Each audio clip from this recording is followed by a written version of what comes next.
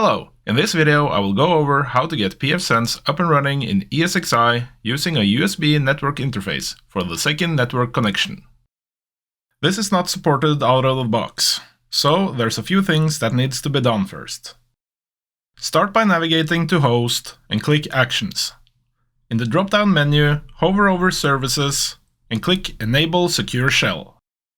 Click Actions again, but now click Enter Maintenance Mode. If you run into issues entering maintenance mode, it might be because a virtual machine is running. Shut them off and try again. With ESXi in maintenance mode, it's time to get the USB network interface driver. Search for ESXi USB NIC and click the VMware site or click the link in the video description. Check the agreement box, followed by clicking Download and save it to a fitting place on your machine. Open the folder you saved it to, and open a terminal window inside that folder. To transfer the file, enter the command scp, name of the file, space, root, @ and then the IP address of your server, :/tmp.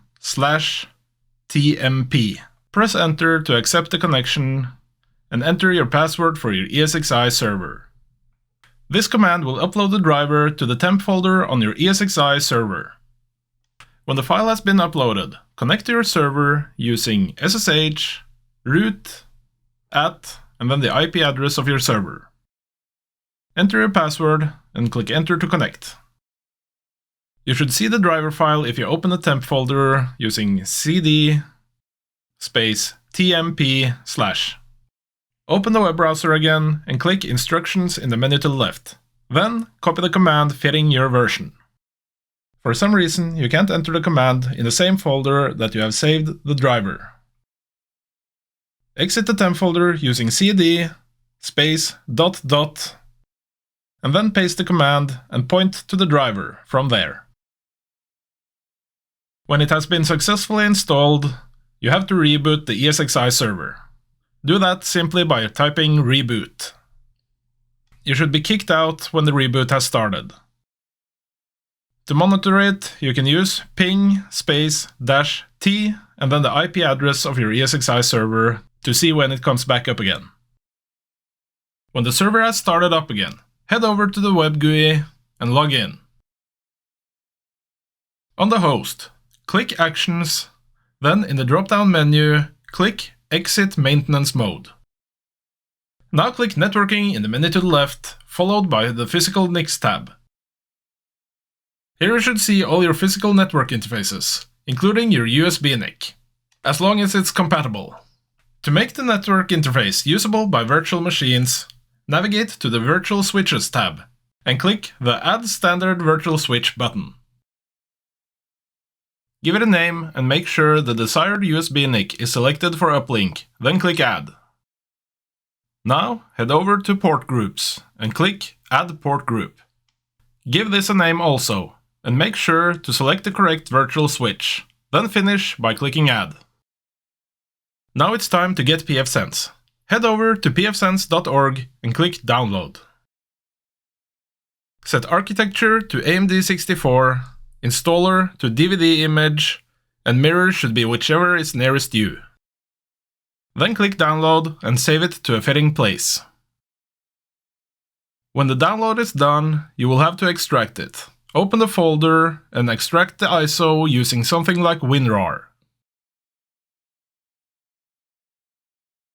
When you have the clean ISO, you can head back to ESXi and navigate to Storage in the menu to the left and click Data Store Browser. Open the folder you wish to upload the ISO to and click the Upload button up to the left. Select the pfSense ISO and click Open. Close the Data Store browser and click Host in the menu to the left, then click Create/Register VM. Make sure Create New Virtual Machine is selected and click Next. Give your VM a name. Compatibility can stay as ESXi 8 Virtual Machine. Then Guest OS family should be set to Other. Then Guest OS version should be FreeBSD 14 or later, 64-bit. Click Next, select the hard drive you wish to store it on, then click Next again. In step 4, Customize Settings, start by clicking Add Network Adapter. For CPU, memory and hard drive, add what resources you see fit. 2 CPU cores and 2 GB of memory should be enough. 16 GB of hard drive space is overkill, but expanding that menu gives you the option to select Thin Provision, which makes ESXi only allocate the actual resources that are being used. There's no difference which network interface is first and which is second. You just have to remember that for later, when you are setting up your LAN and WAN interfaces in pfSense. Now for your ISO file. Next to CD/DVD drive, open the drop-down menu and select Data Store ISO file. Find the place you stored it, mark it, and click Select. There are more things you can do with the VM if you select VM options in the tab at the top. When you're happy, click Next, then Finish. If you want your router to start up after ESXi has booted up, click Manage in the menu to the left, then Auto Start in the menu to the right of that. Select the virtual machine you wish to auto start, then click the Enable button above it. Now to install pfSense. Click Virtual Machines in the menu to the left, then your pfSense VM. Click the arrow to start the VM and open the console window to it. Read the copyright and distribution notice if you wish. Press the Enter key to accept and continue. Press Enter again with Install marked.